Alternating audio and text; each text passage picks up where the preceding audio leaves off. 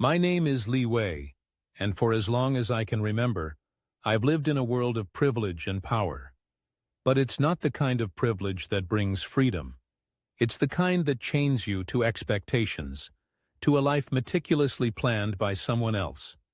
My father, Li Jianhong, is a high-ranking government official in the banking sector, a man whose name commands respect and fear in equal measure. Growing up in his shadow was like living under a microscope, every move scrutinized, every mistake magnified. Our home in Beijing was a sprawling estate, a symbol of my father's influence and success. It was a place of cold elegance.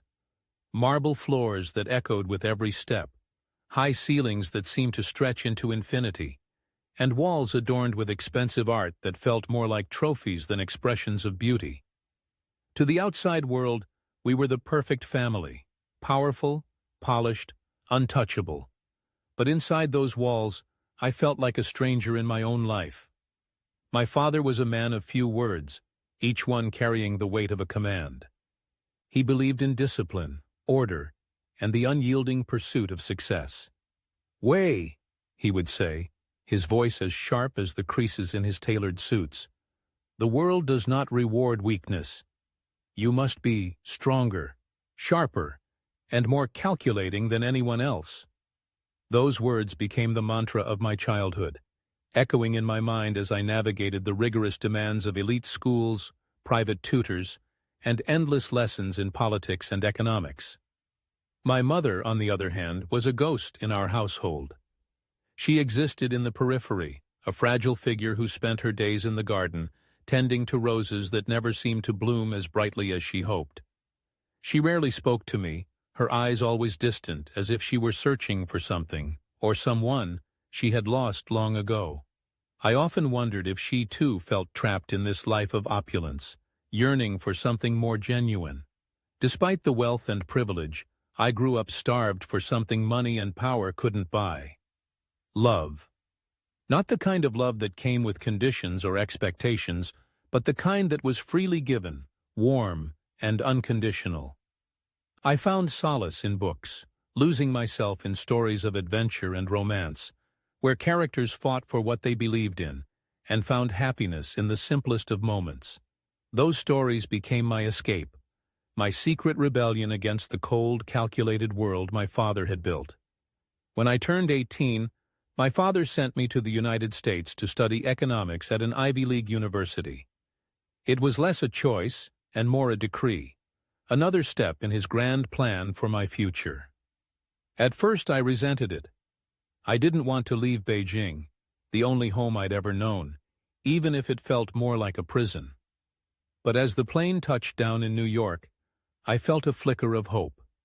Perhaps this was my chance to break free, to carve out a life of my own.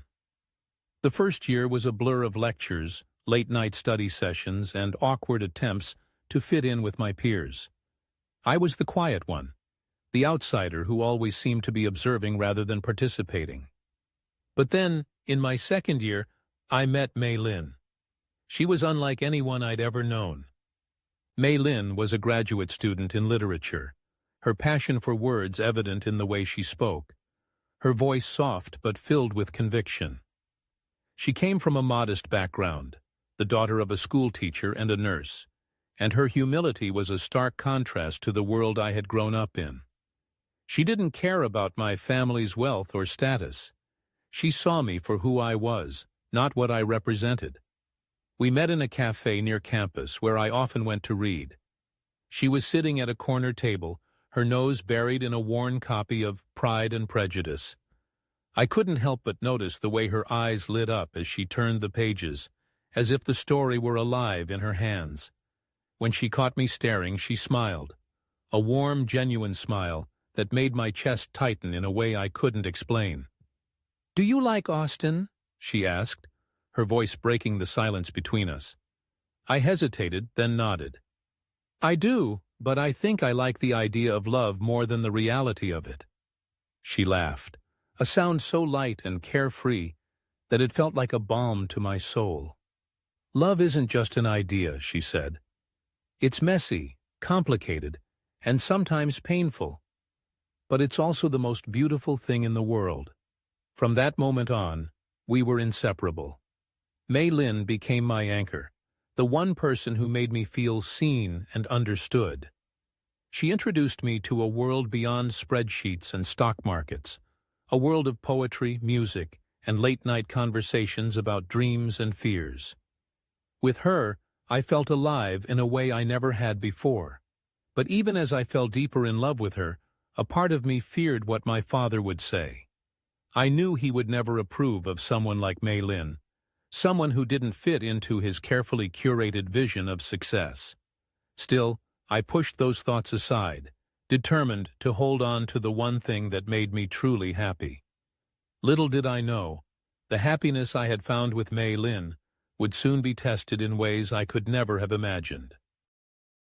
The summer air in Beijing was heavy with the scent of jasmine and the faint tang of smog, a familiar blend that should have felt like home. But as I stood at the airport arrivals gate, my stomach churned with a mix of excitement and dread. Mei Lin was coming to China for the first time, and I had spent weeks preparing her for this moment, teaching her phrases in Mandarin, describing the bustling streets, and warning her about my father's intensity. Still, no amount of preparation could have braced me for what was to come. When I finally spotted her, she looked radiant, her dark hair pulled into a loose braid, her eyes wide with wonder as she took in the chaos of the airport. She ran to me, her suitcase trailing behind her, and threw her arms around my neck. "I missed you," she whispered, her voice muffled against my shoulder. I held her tightly, breathing in the familiar scent of jasmine and vanilla. "I missed you too," I said, my voice trembling. For a moment everything felt right. But as we stepped into the sleek black car waiting for us, the weight of what lay ahead settled over me like a storm cloud. The drive to my family's estate was silent, save for the hum of the engine and the occasional honk of a passing car. Mei Lin stared out the window, her fingers intertwined with mine, her excitement palpable. "It's so different from home," she murmured, her breath fogging up the glass. "But it's beautiful." I forced a smile, squeezing her hand. "Wait until you see the house." When we arrived, the gates swung open with a mechanical whir, revealing the sprawling mansion that had been my childhood prison. Mei Lin gasped, her eyes widening as she took in the grandeur of it all. The manicured gardens, the towering columns, the glint of sunlight on the glass facade. "Wei," she said, her voice barely above a whisper. "This is incredible." I didn't have the heart to tell her that to me it had always felt more like a gilded cage. My father was waiting for us in the study, his presence commanding as always. He stood by the floor-to-ceiling windows, his hands clasped behind his back, his expression unreadable. "Father," I said, my voice steady despite the knot in my stomach. "This is Mei Lin." He turned slowly, his sharp eyes sweeping over her with a scrutiny that made my skin crawl. Mei Lin stepped forward, her hand extended, her smile warm and genuine. "It's an honor to meet you, Mr. Li," she said, her voice clear and confident. My father didn't take her hand. Instead, he gave her a curt nod, his lips pressed into a thin line. "Wei," he said, his tone cold and dismissive. "We need to talk. Alone." I glanced at Mei Lin, my heart sinking at the confusion in her eyes. "I'll be right back," I promised, squeezing her hand before following my father into the hallway. The moment the door closed behind us, his mask of civility slipped. "What is this, Wei?" he demanded, his voice low and dangerous. "You bring this girl into our home as if she belongs here."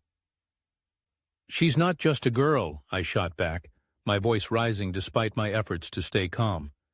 "She's the woman I love." My father's laugh was sharp and humorless. "Love? Do you think love matters in this world? You are a Li Wei. Your future is not yours to squander on some commoner." His words cut deeper than I cared to admit. "She's not a commoner," I said, my voice trembling with anger. "She's kind, intelligent, and she makes me happy. Isn't that enough?" "No," he said, his voice like ice. "It is not. If you continue this foolishness, I will make sure her family pays the price.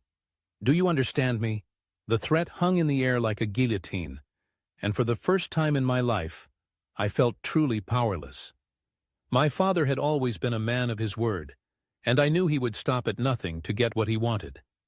I returned to Mei Lin, my heart heavy with guilt and shame. She looked up at me, her eyes filled with concern. "Is everything okay?" she asked, her voice soft. I couldn't meet her gaze. "We need to talk," I said, my voice barely above a whisper. That night, I broke her heart. I told her it was over, that we couldn't be together. I didn't tell her the truth, that my father had threatened her family, that I was too weak to fight him. Instead, I let her believe it was my choice, that I didn't love her enough to stay. The look on her face as I walked away will haunt me for the rest of my life. 6 months. 6 months since I last saw Mei Lin. 6 months since I shattered her heart and my own, all because I was too weak to stand up to my father. I told myself it was for her sake, that I was protecting her and her family from his wrath.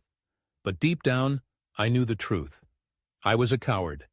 I had chosen the path of least resistance, and in doing so I had lost the one person who made me feel alive. I threw myself into my studies, burying my pain under a mountain of textbooks and late-night study sessions. I told myself I was moving on, that I was building a future free from my father's shadow. But the truth was, I was just running from the memories, from the guilt, from the gnawing emptiness that followed me like a shadow. And then, one ordinary morning, it all came crashing down.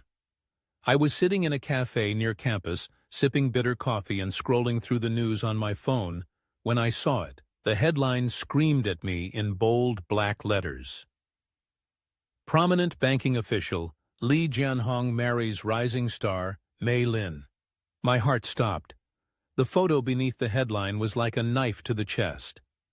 There they were, my father and Mei Lin, standing side by side at a lavish ceremony. She looked stunning in a traditional red kippao, her hair adorned with delicate gold pins. But it was her smile that cut me the deepest, a smile I once thought was reserved only for me. I felt like the ground had been ripped out from under me. My hands trembled as I read the article, each word twisting the knife deeper. They had met at a charity gala, it said. They had fallen in love, it said. They were the perfect match, it said. Perfect. The word echoed in my mind, mocking me. How could this be perfect? How could she marry him, the man who had torn us apart?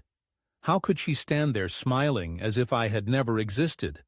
I wanted to scream, to throw my phone against the wall, to demand answers, but all I could do was sit there, paralyzed by a storm of emotions, anger, betrayal, heartbreak, and worst of all, self-loathing. This was my fault. I had let her go. I had walked away, too afraid to fight for her, too weak to stand up to my father. And now she was his. I scrolled through more articles, desperate for some explanation, some hint of the woman I thought I knew. But Mei Lin was silent, her motives a mystery. In every photo, she was poised and elegant, the perfect trophy wife. There were no tears, no hesitation, no sign of the girl who had once whispered her dreams to me under the stars. Who was this woman? Had she ever loved me, or had I been a fool all along? The questions haunted me, tearing at the fragile remains of my heart. I wanted to hate her, to blame her for this betrayal. But how could I, when I had betrayed her first? I had failed her.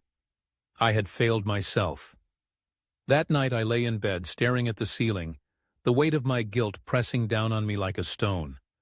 I thought of the promises I had made to her, the future we had dreamed of together.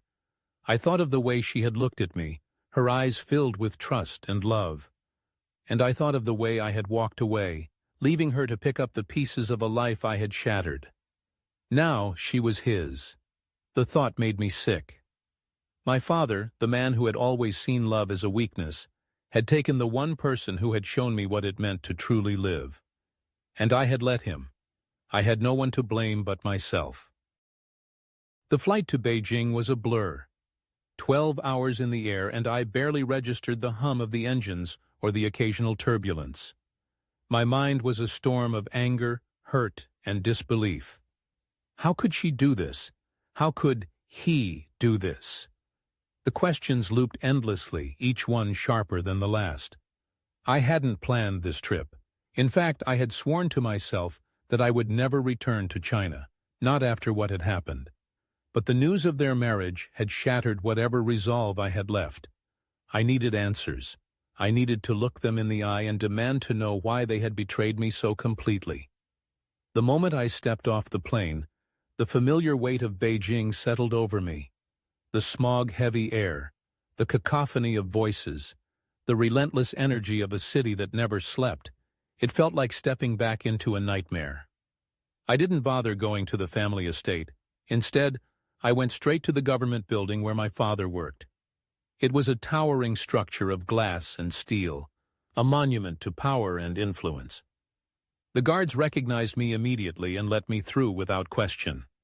I found him in his office, seated behind a massive mahogany desk, his expression as cold and unreadable as ever. Mei Lin was there too, standing by the window, her back to me. She turned when I entered, and for a moment our eyes met. She looked different.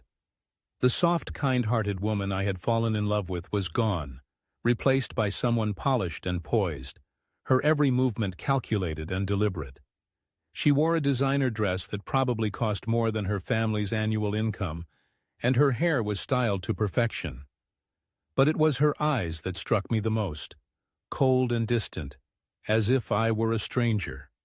"Wei," my father said, his voice dripping with condescension. "What a surprise! To what do we owe this unexpected visit?" I ignored him, my gaze fixed on Mei Lin. "Why?" I asked, my voice trembling with barely contained rage. "Why would you do this?" She didn't flinch. Instead, she smiled, a cold, mocking smile that made my blood boil. "Why not?" she said, her voice calm and measured. "Your father can give me everything you never could." Her words hit me like a punch to the gut. I turned to my father, hoping to see some hint of remorse, some flicker of humanity. But there was nothing.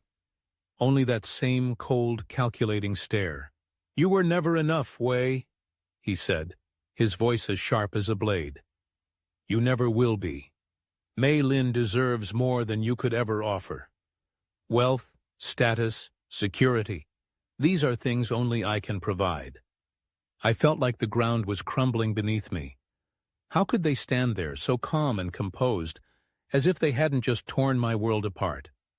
"You think this is about love?" Mei Lin said, her voice dripping with disdain. "Love doesn't pay the bills, Wei. It doesn't open doors or secure futures. Your father understands that. You never did." I wanted to scream, to lash out, to make them feel even a fraction of the pain they had caused me. But I didn't. Instead, I stood there, silent and trembling, as they continued to mock me. "You're weak, Wei," my father said, his voice cutting through the silence like a knife. "You always have been. And now, you're nothing." Those words should have broken me. But instead, they ignited something deep inside me, a fire I hadn't felt in years. I turned and walked away, my fists clenched at my sides. The humiliation burned like acid, but beneath it, there was something else. Determination. They thought they had won. They thought they had broken me. But they were wrong. This wasn't the end. It was the beginning. The days after my confrontation with my father and Mei Lin were a blur. I returned to the U.S. with a hollow ache in my chest, but also a burning resolve.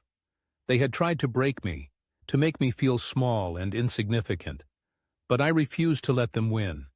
I threw myself into work with a ferocity I didn't know I possessed. I had always been good with numbers, with systems, with understanding how money moved through the world. It was one of the few things my father had ever praised me for, though even that praise had been laced with criticism. "You have a mind for finance," he had once said, "but you lack the ambition to use it." Well, now I had ambition. I started small, with nothing but my savings and a handful of connections I had made during my time at university. FinTech was booming, and I saw an opportunity to create something new, a platform that would make banking more accessible, more transparent. It was a risky venture, but I didn't care. I had nothing left to lose. The early days were grueling. I worked late into the night, coding, designing, and pitching my idea to anyone who would listen. There were setbacks, failed pitches, rejected proposals, sleepless nights filled with doubt. But with each failure, I grew stronger, more determined. Slowly, things began to turn around. I secured my first round of funding, then my second. I hired a small team of talented engineers and designers who believed in my vision. Together, we built something extraordinary. Within a year, my company, Waytech, was making waves in the industry. We were small but innovative, and our platform was gaining traction. Investors took notice, and so did the media. For the first time in my life, I was being recognized for my own achievements, not my father's name. But success didn't come without its challenges. There were moments when the weight of it all threatened to crush me. The pressure to perform, the fear of failure, the lingering pain of betrayal. I would lie awake at night, staring at the ceiling, wondering if I was strong enough to keep going. And then I would remember their faces, my father's cold, mocking smile, Mei Lin's disdainful gaze. And the fire inside me would reignite. As the months passed, I began to change. The anger that had fueled me in the beginning gave way to something deeper, something more enduring, self-respect. I realized that I didn't need my father's approval or Mei Lin's love to define my worth. I was enough, just as I was. I also began to open myself up to the possibility of love again. It wasn't easy. I had built walls around my heart to protect myself from being hurt. But then I met Emma. Emma was unlike anyone I had ever known. She was kind and compassionate, but also fiercely independent. She had her own dreams and ambitions, and she encouraged me to pursue mine. With her, I felt safe, understood, and valued, not for my wealth or status, but for who I was. One evening, as we sat on the balcony of my apartment, watching the city lights flicker in the distance, she turned to me and said, "You've come so far, Wei. I'm proud of you." Her words caught me off guard. No one had ever said that to me before. Not in a way that felt genuine, at least. I realized then that I was proud of myself, too. I had taken the ruins of my old life and built something new, something strong and beautiful. But even as I found happiness, I knew my journey wasn't over. There was still one chapter left to write, one final reckoning with the past. The gala was a spectacle of wealth and power. The kind of event where the elite gathered to flaunt their status and make deals behind the veneer of polite conversation. Crystal chandeliers sparkled overhead, casting a golden glow over the ballroom, while the clink of champagne glasses and the murmur of voices filled the air. I stood at the edge of the room, a glass in hand, feeling like an outsider in a world I had once been forced to call home. I hadn't wanted to come. Emma had convinced me, her gentle persistence breaking through my resistance. "You've worked so hard to get where you are," she had said. "You deserve to be there, to show them how far you've come." And so, here I was, dressed in a suit that cost more than my first year of rent, surrounded by people who had once dismissed me as nothing more than Li Jianhong's disappointing son. But I wasn't that person anymore. I was Li Wei, founder and CEO of Waytech, a company that was revolutionizing the fintech industry. I had earned my place here, not through my father's name, but through my own hard work and determination. I was about to suggest to Emma that we leave when I saw them. My father stood at the center of the room, his presence as commanding as ever. He was surrounded by a group of government officials and business magnates, his laughter booming as he regaled them with some story.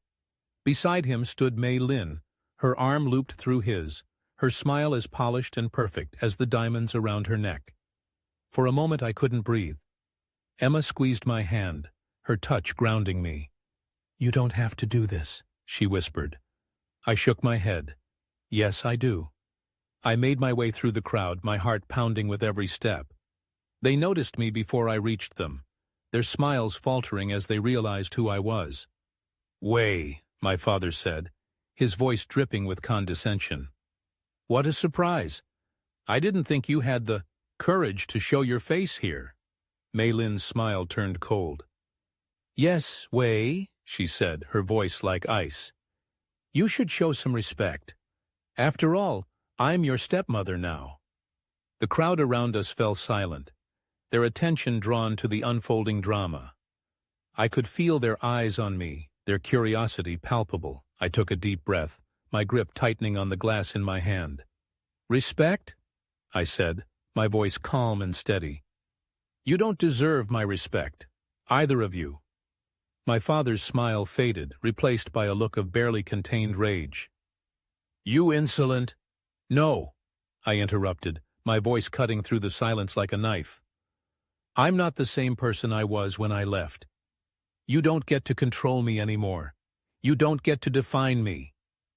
Mei Lin's smile faltered, her composure slipping for the first time. "You're nothing without us," she said, her voice trembling with anger. I shook my head. "I'm everything without you." The crowd erupted into whispers, their curiosity turning to shock. A woman in a sleek black gown leaned over to her companion, her voice loud enough to carry. "Did you hear that? She's his ex-girlfriend. Can you believe it? The wife of Li Jianhong used to date his son." The murmurs grew louder, spreading through the room like wildfire. Someone snapped a photo, and within minutes, the scandal began to spread on social media. My father's face turned red with fury. "You ungrateful brat," he snarled, stepping closer to me. "Do you have any idea what you've done?" "I don't care anymore," I said, my voice cold and final. "I'm done with this. Done with you." I turned and walked away, leaving them standing there in stunned silence. The whispers followed me, but I didn't look back. By the next day, the story had exploded. My father had tried to use his influence and money to suppress it, but it was too late. The scandal had gone viral, spreading across China, and even reaching the Chinese diaspora abroad. It was the talk of the nation, the kind of story that captivated the public and refused to die down. But I didn't care. I had said what I needed to say, and I was done. 4 months later, I heard the news. My father had been arrested for bribery and corruption. The investigation had uncovered a web of illegal dealings, and the evidence was overwhelming. 4 months after that, he was sentenced to life in prison. His fall from grace was as spectacular as it was deserved. Mei Lin called me once, during that time. Her voice was trembling, her words desperate. "Wei, I need help. I've lost everything. Please, I cut her off. "I've moved on," I said, my voice calm but firm. "I'm in a new chapter of my life now. I suggest you do the same." I hung up before she could respond. As for me, I walked away from it all with my head held high. Emma was by my side, her hand in mine, her presence a reminder of the love and support I had found in the midst of the chaos. I had faced my demons and emerged stronger. I had proven that real success comes not from power or wealth, but from integrity and perseverance. And for the first time in my life, I was free. Epilogue. A New Beginning. Years have passed since that fateful night at the gala, and life has a way of surprising you when you least expect it. I sit here now, in the quiet comfort of my home, with Emma by my side and the soft laughter of our children filling the air. It's a life I once thought was out of reach, a life built on love, trust, and the kind of peace that comes from knowing you've stayed true to yourself. Looking back, it's hard to believe how far I've come. The boy who once cowered under his father's shadow is gone, replaced by a man who has learned to stand tall on his own. The pain and betrayal that once consumed me have faded, leaving behind lessons that have shaped who I am today. I've come to realize that life isn't about the power you wield or the wealth you accumulate. It's about the choices you make, the people you love, and the integrity you hold on to, even when the world tries to break you. My father's downfall was a reminder that no amount of money or influence can buy happiness or redemption. True success comes from within, from the courage to face your demons and the strength to rise above them. Mei Lin's call all those years ago was the last I heard from her. I don't know where she is now or what became of her, and I've made my peace with that. Some chapters are meant to be closed, and some people are meant to remain in the past. As for my father, his name is now a footnote in history, a cautionary tale of greed and corruption. I've forgiven him, not for his sake, but for my own. Holding on to anger only chains you to the past, and I've chosen to move forward. Life is a journey, and mine has been filled with twists and turns I never could have predicted. But through it all, I've learned that the most important thing is to stay true to yourself. No matter how dark the road may seem, there's always light waiting at the end, if you're brave enough to keep walking. To those of you who have followed my story, thank you. Thank you for sharing in my struggles, my triumphs, and my journey toward redemption. If you haven't already, I hope you'll subscribe and stay tuned for more stories like mine. Everyone has a tale to tell, and you never know whose journey might inspire you next. Until next time, take care of yourselves, and remember, no matter how hard life gets, you have the power to rewrite your story.